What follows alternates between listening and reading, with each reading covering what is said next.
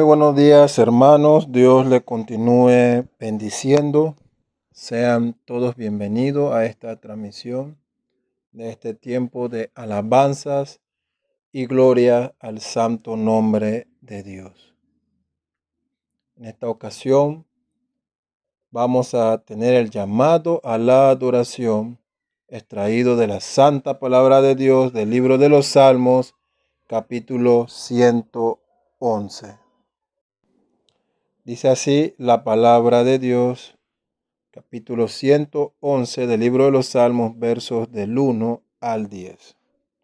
Leemos: Alabaré a Jehová con todo el corazón, en la compañía y congregación de los rectos. Grandes son las obras de Jehová, buscadas de todos los que la quieren. Gloria y hermosura es su obra, y su justicia permanece para siempre. Ha hecho memorables sus maravillas. Clemente y misericordioso es Jehová. Ha dado alimento a los que le temen. Para siempre se acordará de su pacto. El poder de sus obras manifestó a su pueblo, dándole la heredad de las naciones. Las obras de su mano son verdad y juicio. Fieles son todos sus mandamientos, afirmados eternamente y para siempre, hechos en verdad y en rectitud. Redención ha enviado a su pueblo, para siempre ha ordenado su pacto. Santo y temible es su nombre.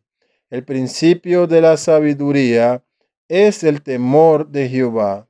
Buen entendimiento tienen todos los que practican sus mandamientos. Su loor permanece para siempre. Gloria a Cristo nuestro Salvador. Elevemos a Dios nuestra oración congregacional de confesión. Oremos. Todopoderoso Dios y Padre, confesamos y reconocemos que, lamentablemente, fuimos concebidos y nacidos en pecado, y por lo cual estamos inclinados a todo mal y somos lentos para hacer el bien. Que incesantemente transgredimos tus mandamientos y nos corrompemos cada vez más. Pero nos arrepentimos de ello e invocamos tu ayuda y tu gracia. Por esta razón, ten misericordia de nosotros, nuestro Dios y Padre, lleno de gracias y misericordia, mediante tu Hijo, nuestro Señor Jesucristo. Danos más y más de tu Espíritu Santo, para que desde lo más profundo de nuestros corazones reconozcamos nuestro pecado y nuestra inmundicia, y para que obtengamos el verdadero arrepentimiento y dolor por dichos pecados, y te agrademos a ti con una vida nueva y piadosa. Amén. Alabamos el santo nombre de Dios con el siguiente himno.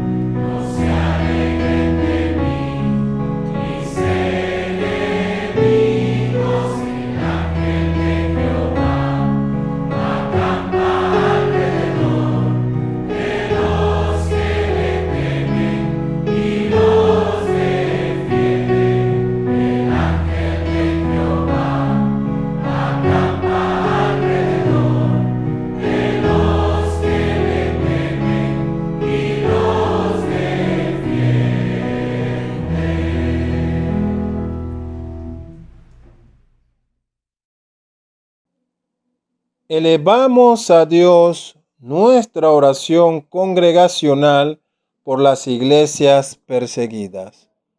Oremos. Padre Santo, en nombre de nuestro Señor Jesucristo, te suplicamos que le des fuerzas a tus santos que sufren persecución a causa de la verdad. Consuélalos con toda consolación de lo alto. Amén. Alabemos el santo nombre de Dios con el siguiente himno.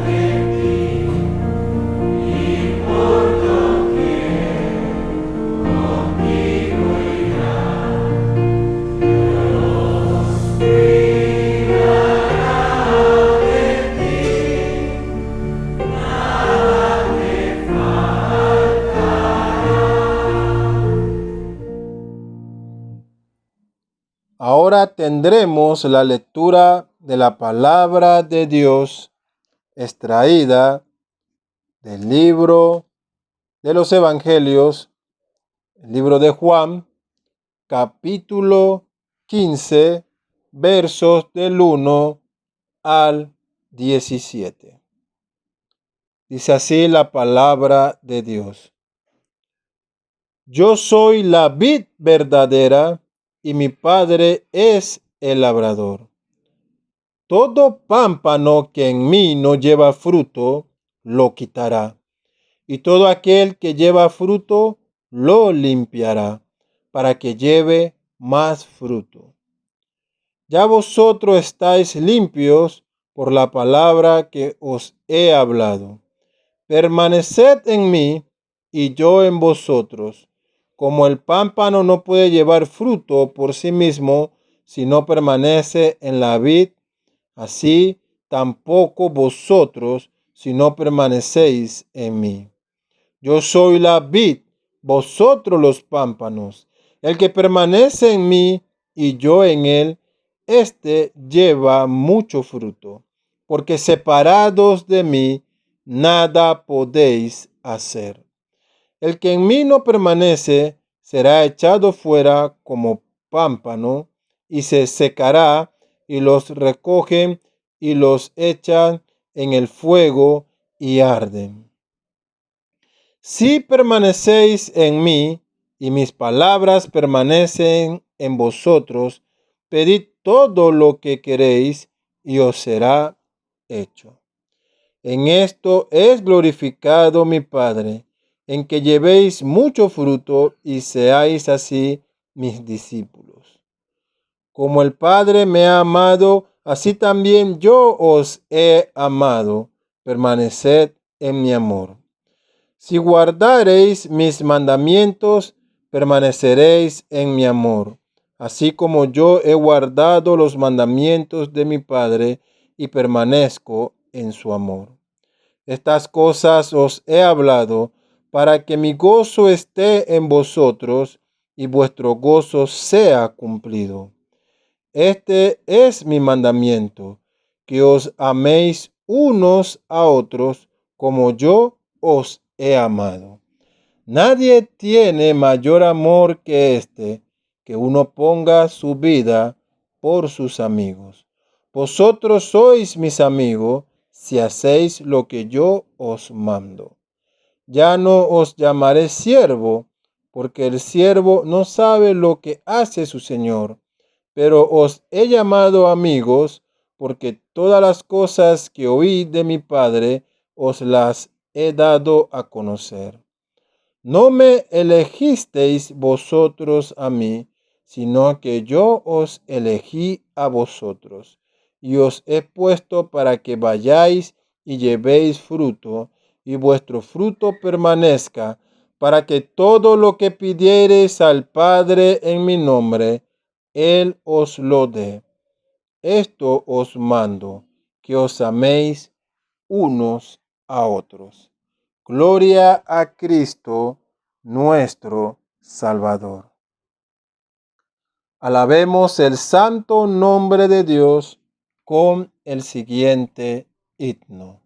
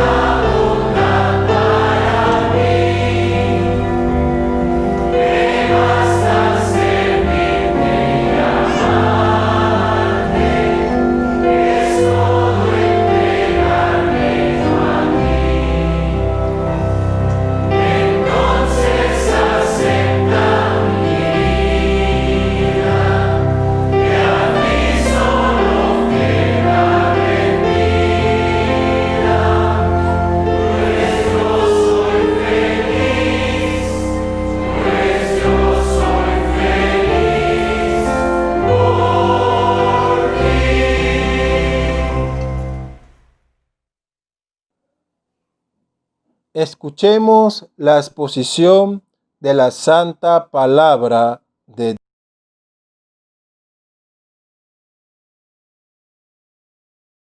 Saludos hermanos, que el Señor los bendiga a ustedes en este día. Me gustaría que pudieran buscar en sus Biblias el Evangelio de Mateo capítulo 6 versículos del 9 al 13 y podamos leer juntos. Y dice así la palabra del Señor. Vosotros pues oraréis así: Padre nuestro que estás en los cielos, santificado sea tu nombre, venga tu reino. Hágase tu voluntad como en el cielo, así también en la tierra. El pan nuestro de cada día, dánoslo hoy, y perdónanos nuestras deudas, como también nosotros perdonamos a nuestros deudores. Y no nos metas en tentación, mas líbranos del mal, porque tuyo es el reino, y el poder, y la gloria por todos los siglos. Amén. Hoy día escuchamos a nuestro alrededor todo tipo de predicación. Algunos casos, por ejemplo, estos predicadores hablan, comillas, de atar al diablo o pisar al diablo o reprender a Satanás, aún de bañarse en la sangre de Jesús como si fuera un amuleto de la suerte. Muchos creyentes, aún en nuestras iglesias de corte no carismático, es decir, más conservadoras, creen este tipo de cosas. A esta lista mencionada anteriormente, usted podría añadir muchas otras cosas más que cuando son evaluadas a la luz de las Escrituras no pasarían el filtro de la sana doctrina contenida en la Biblia. Mi propósito no es hacer escarnio o pensar que sea mejor, sino en el hecho de lo que nos dice la Biblia.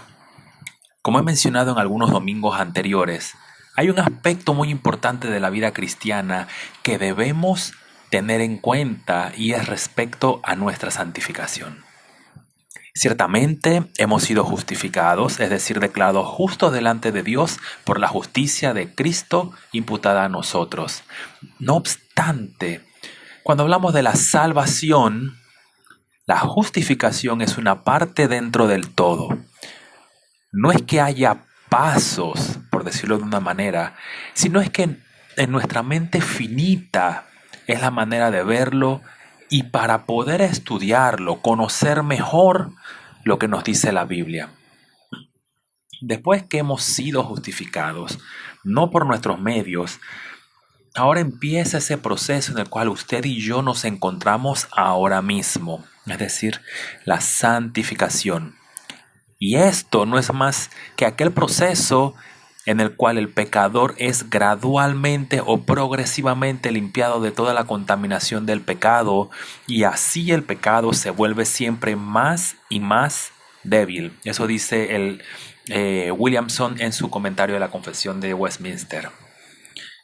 Por lo que no debemos confundir ambos términos, ya que la justificación es algo momentáneo, o mejor dicho, instantáneo, y la santificación es algo gradual.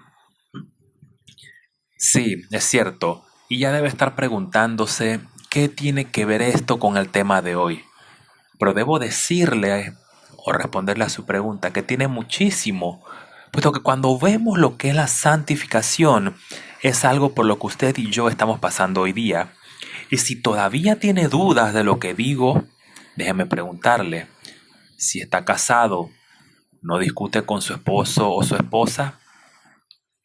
Ah, es que ella es la culpable, ¿cierto? O no, él es el culpable, yo estoy bien, no tengo culpa. Con las injusticias que estamos pasando hoy día, ¿no se ha enojado excesivamente? De manera que cuando contrastamos nuestras vidas con las Escrituras y vemos los mandamientos del Señor, nos damos cuenta que el pecado sigue residiendo allí. Esos momentos en que nadie lo ve o sus propios pensamientos, ¿acaso no son conocidos por el Señor? Por lo que nuestra vida evidencia que somos incapaces de vivir una vida cristiana perfectamente, ¿cierto? De manera que cuando llegamos a la sexta y última petición de la oración de nuestro Señor, podemos ver algo importante. Estas últimas semanas Como decía, hemos visto que esta oración abarca todos los aspectos de nuestra vida, además de ser un modelo a seguir dado por nuestro Señor. Por lo que esta sexta petición, y no nos metas en tentación, mas líbranos del mal, no deja de cumplir ese mismo foco de esta oración. En consecuencia, no nos metas en tentación, mas líbranos del mal involucra dos cosas. Uno, por nosotros mismos somos incapaces de subsistir un solo instante. Y es por el hecho de que hay algunas cosas que nos hacen constante guerra, y esos son unos subpuntos que veremos más adelante. Y dos, que el Señor nos sostenga y fortalezca en el poder de su Espíritu Santo. Por lo que entonces vamos a entrar en materia. El primer punto, por nosotros mismos somos incapaces de subsistir un solo instante. Al principio mencionaba el hecho de que hay muchos predicadores que han transmitido su práctica de tener a Satanás como si fuera una mascota, cuando realmente eso no es lo que vemos en las Sagradas Escrituras. Otros, y como tristemente he escuchado de varios cristianos, ellos dicen que van a protegerse con la sangre de Cristo como si recibieran una ducha santificada por decir ese tipo de cosas. Permítame decirle que en la Biblia no hay referencia de dicha manera, y los textos que se usan para basarse en esas ideas foráneas a las Escrituras no tienen nada que ver con lo que plantean. Hay algo que es real en nuestra vida cristiana, y es que hay algunas cosas contra las cuales usted y yo tenemos una guerra a muerte. Es decir, es algo con lo que mientras estemos en esta tierra seguiremos luchando. Y eso nos lleva a tres subpuntos dentro de este primero. Nosotros no podemos subsistir un solo instante por nosotros mismos por los siguientes tres motivos. A. Tenemos un enemigo real y que quiere destruirnos, Satanás. B. El mundo y su sistema se opone a nosotros. Y C. Internamente tenemos un enemigo. ¿Cómo así? Nuestra propia carne. Entonces, nuestro enemigo mortal, Satanás, nosotros somos incapaces de subsistir un solo segundo en nuestras propias vidas por el hecho de que no somos capaces de subsistir por nuestros propios medios, puesto que este enemigo que tenemos es verdaderamente poderoso. Vamos a hacer un pequeño recuerdo acerca del relato bíblico y podremos ver que es el Señor quien creó a Lucifer, un ángel con un rango más alto que un ángel común, porque dice que era un querubín. Esto es importante, puesto que los querubines, de donde deriva su nombre de querub o cherub, nos habla acerca de fuego, o como son ángeles, son los que tienen llamas, los que están incandescentes. Es decir, estos eran ángeles que se encontraban delante de la presencia y santidad de Dios. Por lo que Lucifer era un ángel con rango bastante cercano a la presencia de Dios. Cuando él es expulsado debido a que se halló maldad en él, fue despojado de su poder.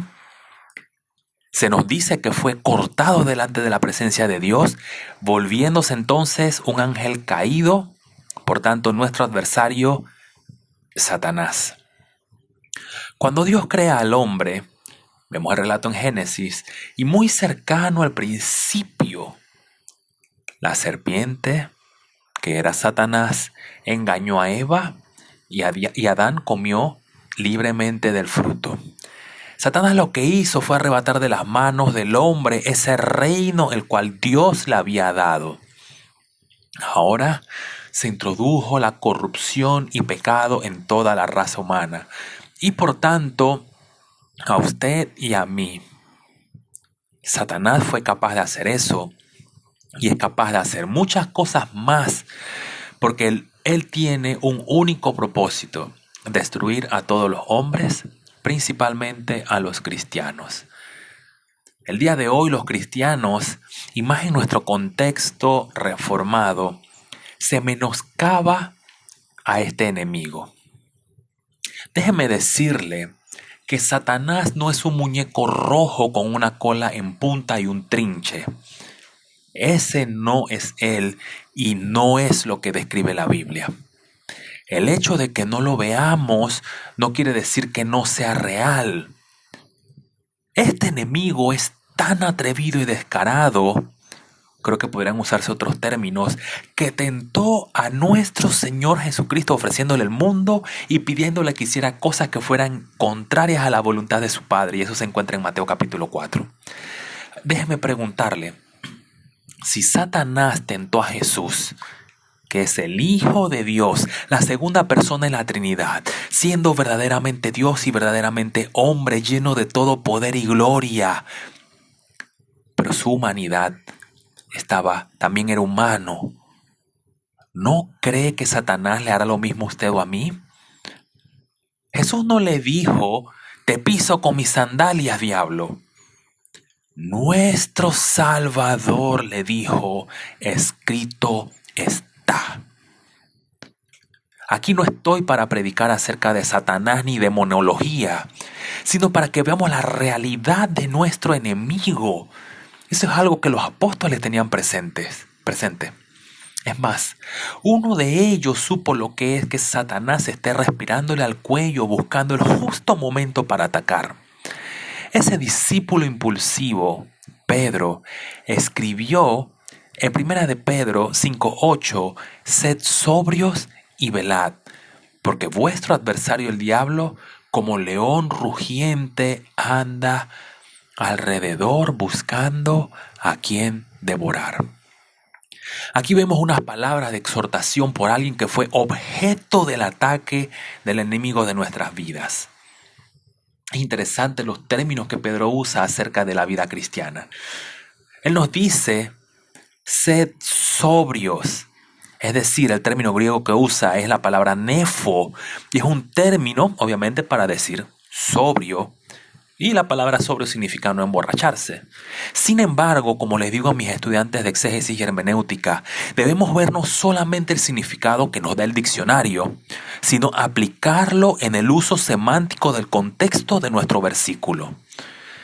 Pedro está diciendo entonces que la vida cristiana, es decir, todos los días que nos levantamos, desde la mañanita hasta la noche, debemos estar sobrios, es decir, no controlados o con nuestra mente movida por otro tipo de cosas, puesto que si viene el ataque de nuestro enemigo, necesitamos estar al 100% de nuestros sentidos o capacidades.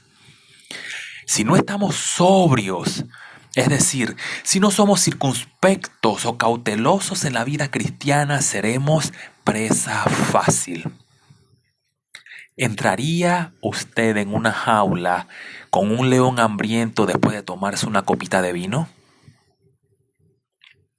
Pedro no solo dice que seamos nefo, sobrios, sino que debemos estar velando o vigilantes. La palabra griega para velad es gregorio y literalmente habla del hecho de estar despierto o en vela, o como el término que se conoce, vigilia. Es decir, estar en estado de alerta durante un momento en el cual vendrá el ataque. Estar en vela significa que usted y yo no sabemos cuándo vendrá el ataque. Así como el león está escondido en medio, ahí esperando, en camuflaje, y va caminando lentamente sin que la presa se dé cuenta, o como la serpiente que va arrastrándose lentamente y atrapa a la presa, o la muerde y espera pacientemente a que el veneno haga efecto. De la misma manera, nosotros debemos estar a la expectativa de que en cualquier momento vendrá un ataque, y nosotros debemos estar como aquellos atalayas que tenían la responsabilidad de cuidar y estar pendientes de que cualquier movimiento extraño que se diera podía significar un ataque de pueblos enemigos. Asimismo sucederá con nosotros. Usted y yo no podemos tener la seguridad en qué momento vendrá el ataque, pero puede tener la seguridad de que vendrá. El punto es que debemos estar Nefo y Gregorio, sobrios y velad. Porque si no lo hacemos, quedaremos como los animales después de ser devorados por los leones, solo los huesos. El apóstol Pablo también añade palabras o unas palabras respecto a los ataques que recibimos. En Efesios capítulo 6, versículo 12 nos dice, porque no tenemos lucha contra carne y sangre, sino contra principados, contra potestades, contra los gobernadores de las tinieblas de este siglo, contra huestes espirituales de maldad en las regiones celestes. Aquí vemos que Pablo está describiéndonos verdaderamente contra qué es nuestra lucha. Nuestra tendencia como seres humanos es a enojarnos cuando las cosas no salen bien.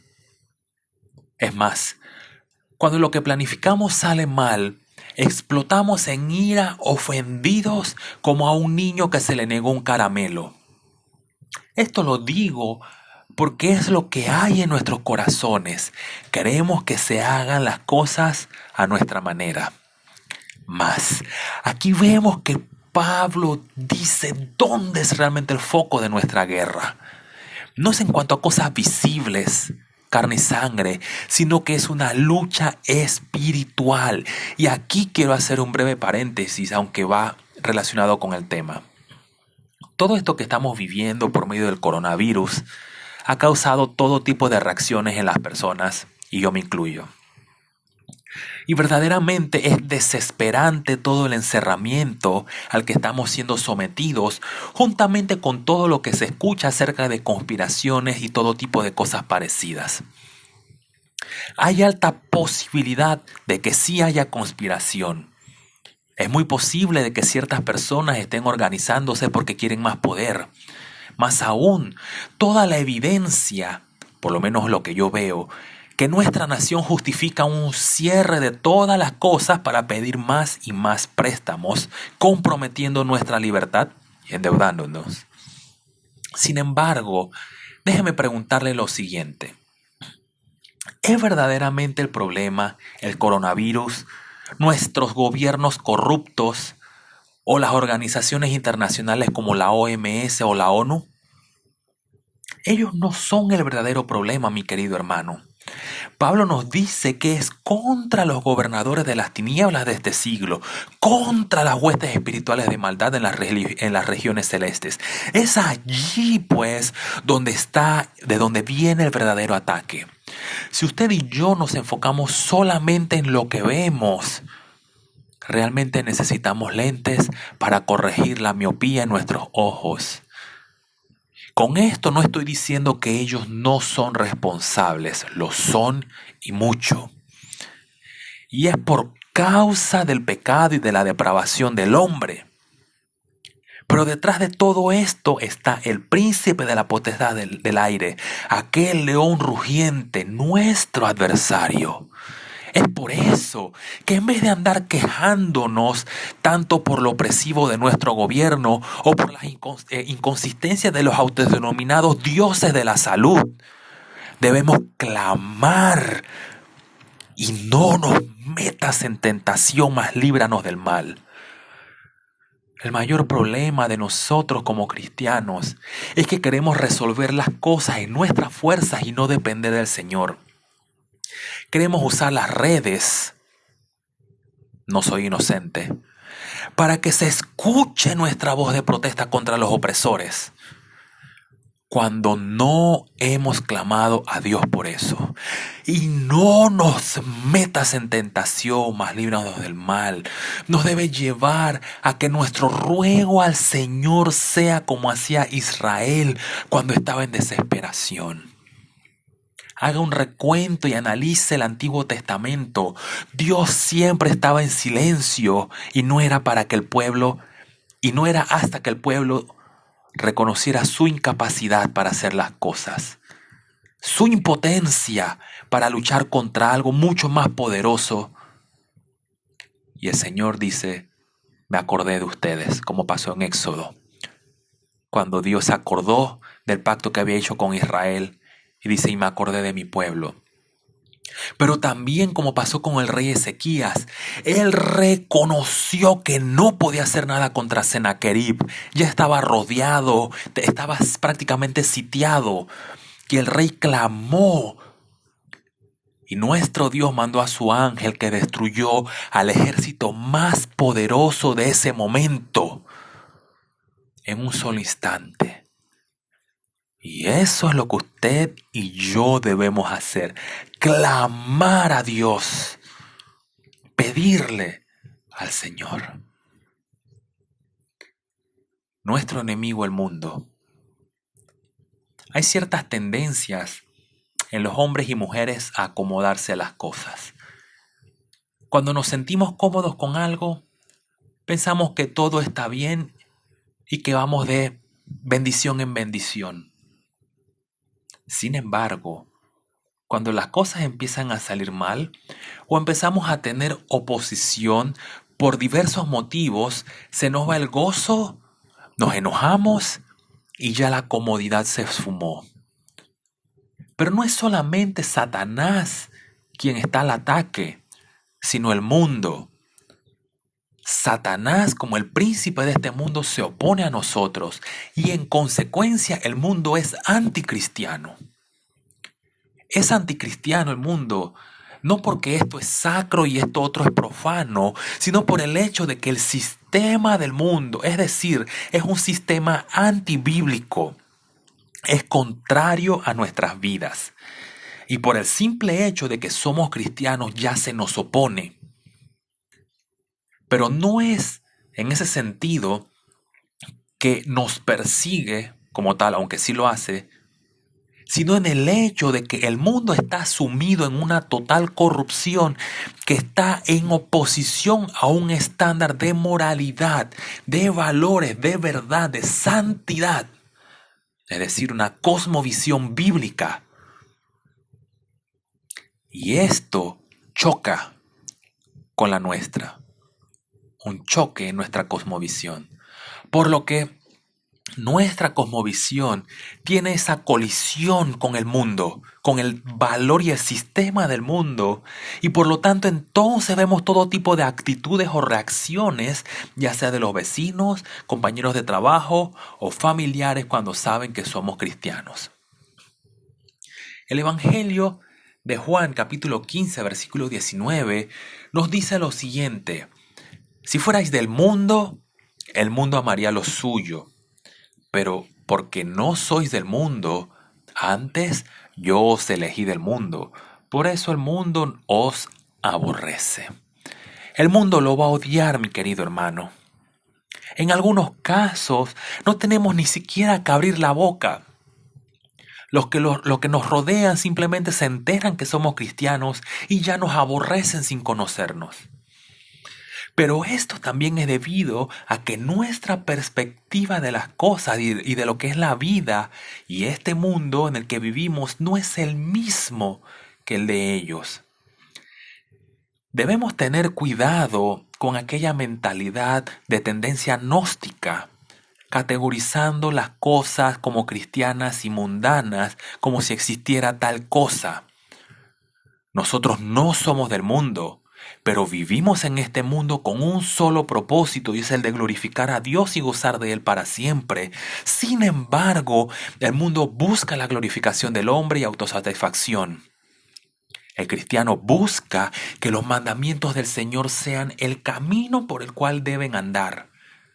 El mundo caído quiere caminar por medio de una anarquía en la que impere el desenfreno.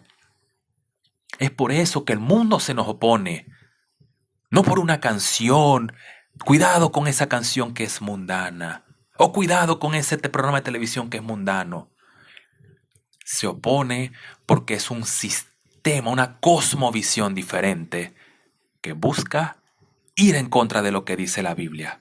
Por eso es mucho más que simplemente categorizar sacro y profano. Es nuestro sistema de vida el que aborrecen, porque aborrecen a Dios.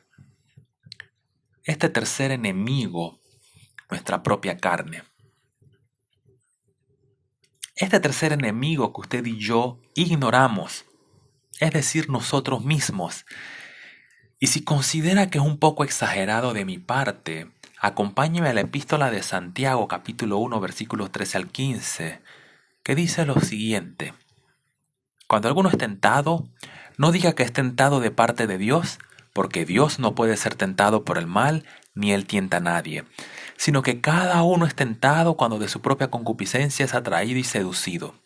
Entonces, la concupiscencia, después que ha concebido, da a luz el pecado, y el pecado, siendo consumado, da a luz la muerte. Aquí el autor habla de manera bastante transparente acerca de cómo es que nosotros mismos somos nuestros enemigos al traicionarnos. Y esto va en ese sentido de que no podemos confiarnos porque nuestras propias pasiones nos llevan a desviarnos del camino del Señor. Hay una frase muy usada por los no cristianos, y hasta algunos cristianos la usan. Ellos dicen: tú puedes ser lo que quieras ser. ¿Es cierto eso? La mentalidad de hoy nos dice: sigue tu corazón, sé libre y sé lo que tú quieras. Déjeme preguntarle, si yo quiero ser un auto deportivo y andar corriendo por ahí, o quiero ser el hombre araña, ¿puedo serlo? Dirán algunos, eso no es lo que la frase quiere decir. Lo que la frase quiere decir, sino es que nadie puede oponerse a tus sueños ni metas. Déjeme decirle que no hay nada más engañoso que nuestro propio corazón. Nuestro corazón no es de fiarse. Por tal razón, eso de ser lo que quiera ser es totalmente antibíblico, puesto que si yo quiero ser un buen escritor o un buen médico, no es lo que yo quiera ser, es lo que Dios quiere para mí. Por eso vemos tantas cosas extrañas hoy día. Algunos se creen todo tipo de cosas contrarias a lo natural. Y es aquí donde nosotros como cristianos debemos también ver que nuestra propia carne, esas pasiones que están dentro de nosotros, deben ser puestas bajo sujeción. Por eso nuestro Señor nos dio esta oración y esta súplica que dice: y no nos metas en tentación, mas líbranos del mal. Necesitamos que Él nos ayude, porque este tercer enemigo, mírese al espejo, nosotros mismos, nuestra carne nos lleva a hacer todo tipo de cosas que se oponen a lo que nuestro Dios dice. Por la misma razón el apóstol Pablo dice en Romanos 7:23, pero veo otra ley en mis miembros, que se rebela contra la ley de mi mente y que me lleva cautivo a la ley del pecado que está en mis miembros. En este texto vemos que dentro de nosotros todavía está imperante el pecado. Tenga cuidado en pensar que por ser cristiano ahora es impecable, entre comillas. Vemos que la naturaleza pecaminosa sigue latente dentro de nosotros y ahora está en constante lucha con la nueva creación de Dios en Cristo Jesús. Por tal razón, cuando usted cede al pecado, es porque es lo que estamos habituados, es decir, es lo normal para nosotros. El no pecar, es decir, no ceder a la tentación, no es parte de nuestra naturaleza, no es innato en nosotros, es parte ahora de la nueva creación. Y por tal motivo sentimos esa lucha interna. Déjeme darle un ejemplo. No pudimos leer la Biblia porque llegamos tarde del trabajo, estamos cansados y bueno, es entendible. pero se siente mal o nos sentimos mal por eso. Tuvimos una mala reacción hacia nuestro prójimo y decimos, es que hoy no estoy de humor. Pero después de haber hecho mal, reconocemos que tuvimos mala actitud. Y podría dar muchos más ejemplos de ese tipo. El punto aquí es, somos nosotros mismos los que permitimos que nuestra vieja naturaleza se deslice hasta el fondo, teniendo una caída aparatosa. Y esto sucede, primero, porque somos indisciplinados. No hemos sido capaces de sujetar nuestra propia carne. Pero por otro lado, y diría más importante, nos creemos autosuficientes. No dependemos totalmente del Señor. Cuando usted y yo caemos, mi querido hermano, es porque no buscamos la asistencia del Señor para resistir. Por lo que esto nos lleva al siguiente punto. Dígnate en sostenernos y fortalecernos en el poder de tu Espíritu Santo. Debido al contexto en el que nos encontramos, es pertinente aclarar algo antes de entrar en este punto. Hay algunos que vienen con un trasfondo pentecostal o carismático en el que se habla mucho del poder del Espíritu Santo. Pero cuando me refiero a esta frase, yo no estoy hablando del Espíritu Santo como si fuera una fuerza impersonal o un poder. Para algunos, el Espíritu Santo es el poder de Dios. Y dicen, la idea que transmiten es como si el Espíritu Santo fuera una especie de bebida energética.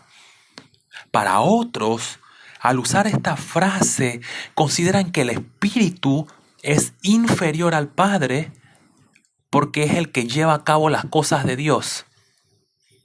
A lo que me refiero con esto, pues, es al hecho de que cuando menciono ser sostenidos y fortalecidos en el poder del Espíritu Santo de Dios, es mucho más de lo que mencionaba hace un rato.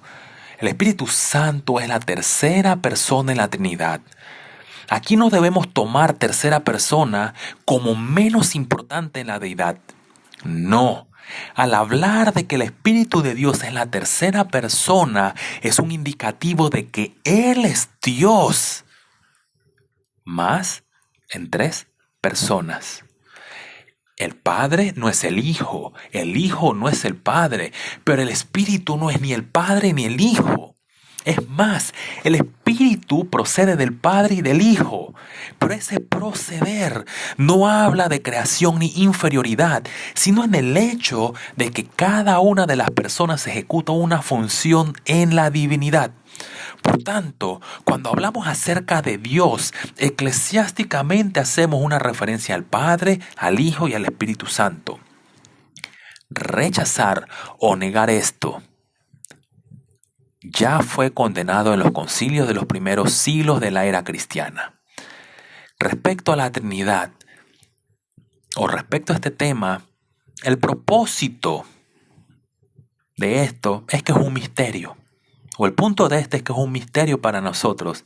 Es imposible que para nuestra mente finita podamos comprender la inmensidad de nuestro Dios.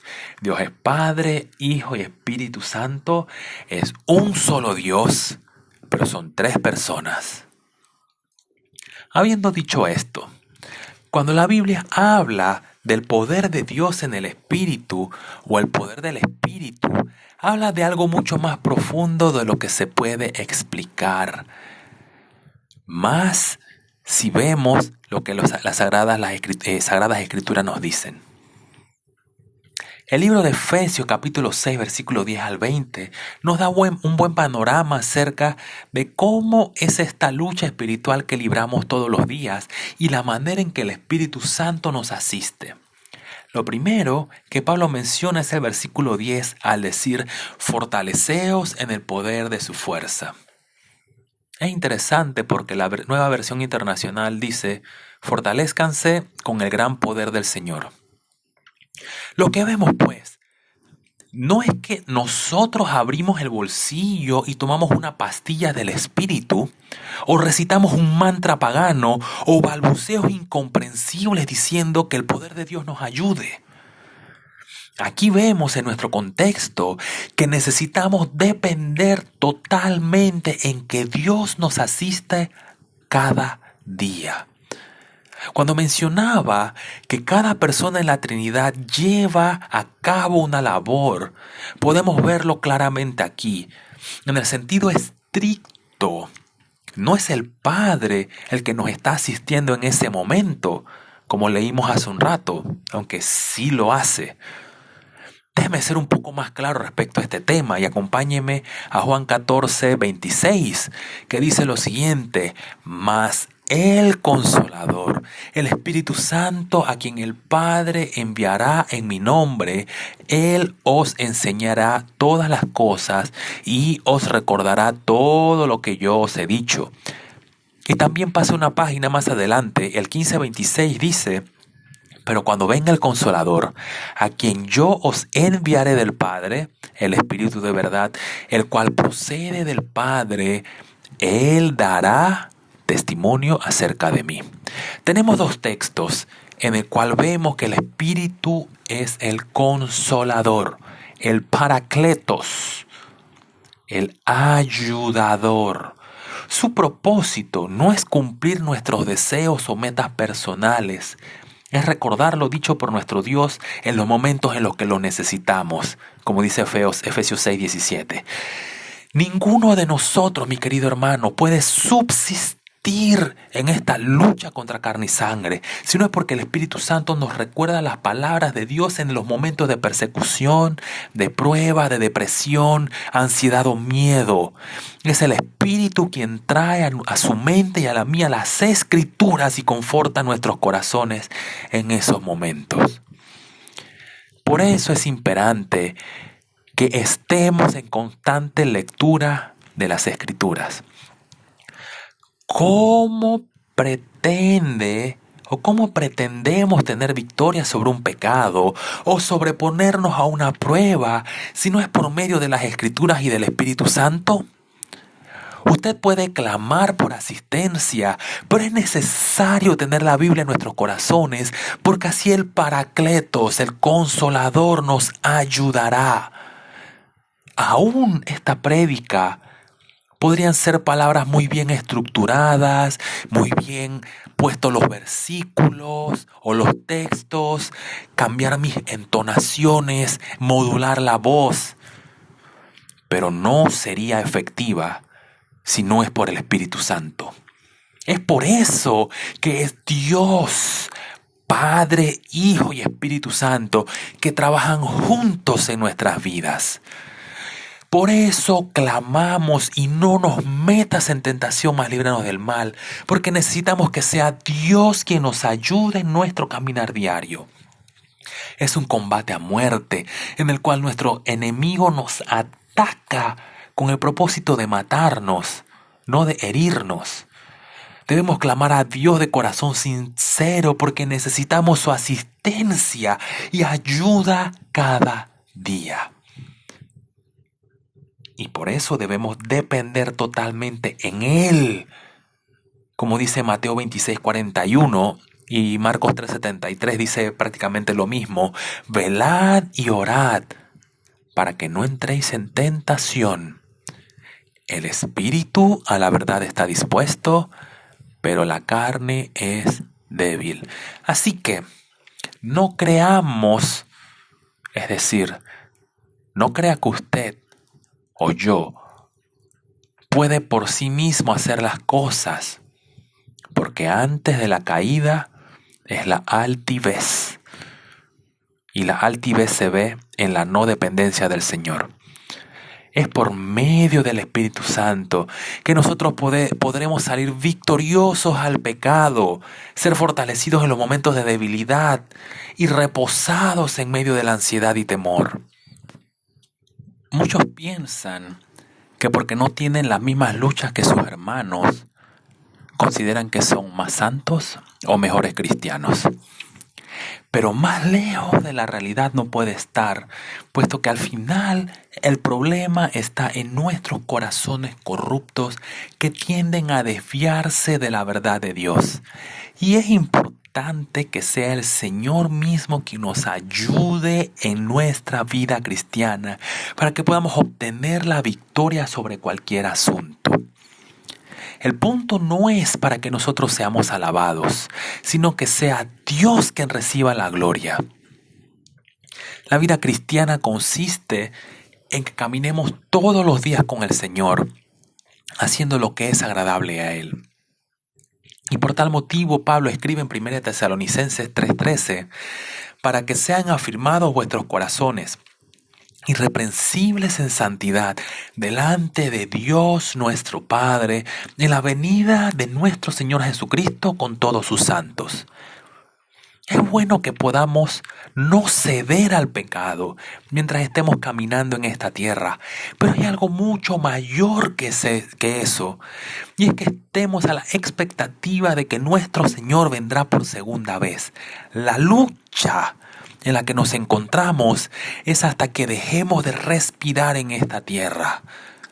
Por lo que debemos procurar que nuestra fe, la vida cristiana, vaya siendo más y más fortalecida y cada vez más anhelando vivir de acuerdo a los mandamientos del Señor y no en base a nuestros pensamientos.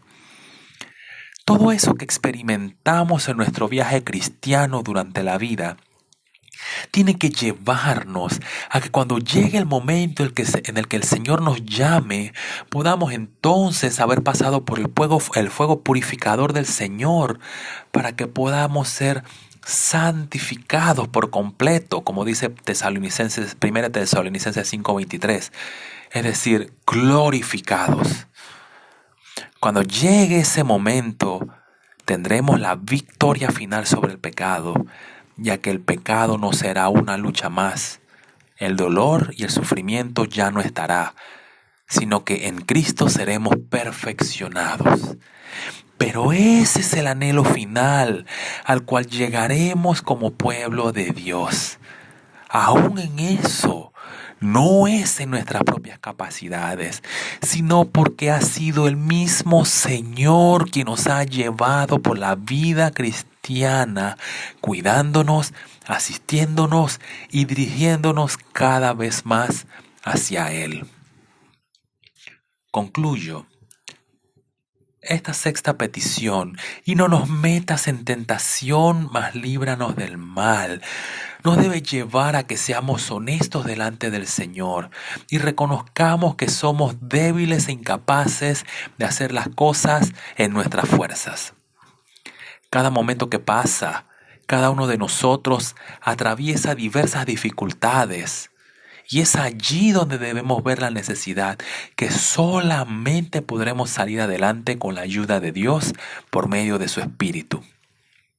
Y debemos estar muy alerta en nuestra vida cristiana, puesto que, como vimos, 3 enemigos se oponen a nosotros: Satanás, el mundo y nuestra propia carne. Estos buscan hacer todo lo contrario a las Escrituras. Mas si pasamos tiempo delante de la palabra de Dios, será el Espíritu Santo, quien fue enviado por el Padre y el Hijo, nos asistirá todos los días. Y no nos metas en tentación, mas líbranos del mal. Tiene que ser esa petición cada día en nuestras vidas, para que aquellos que tienen la costumbre de decir: Padre nuestro que estás en los cielos, santificado sea tu nombre, y llegan y dicen: y no nos metas en tentación, mas líbranos del mal, están anhelando y rogando al Señor, porque nuestras fuerzas somos incapaces de salir adelante. Cuando salimos del hoyo en el que nos encontramos, es porque Dios nos sacó y nos limpió. Que Dios los bendiga, mi querido hermano. Gracias a Dios por la exposición de su santa palabra. Quiero pedirle que alabemos a Dios entonando la doxología final.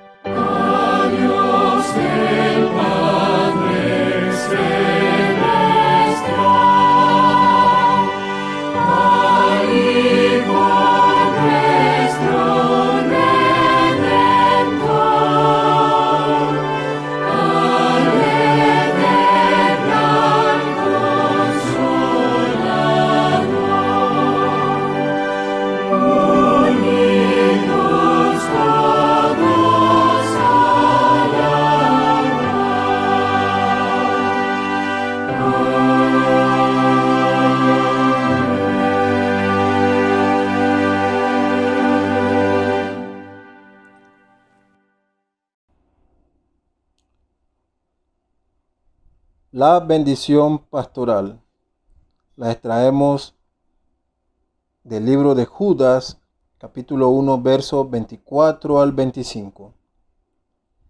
Y aquel que es poderoso para guardaros sin caída y presentaros sin mancha delante de su gloria con gran alegría. Al único y sabio Dios, nuestro Salvador, sea gloria y majestad, imperio y potencia, ahora y por todos los siglos. Amén. Que Dios bendiga a su iglesia.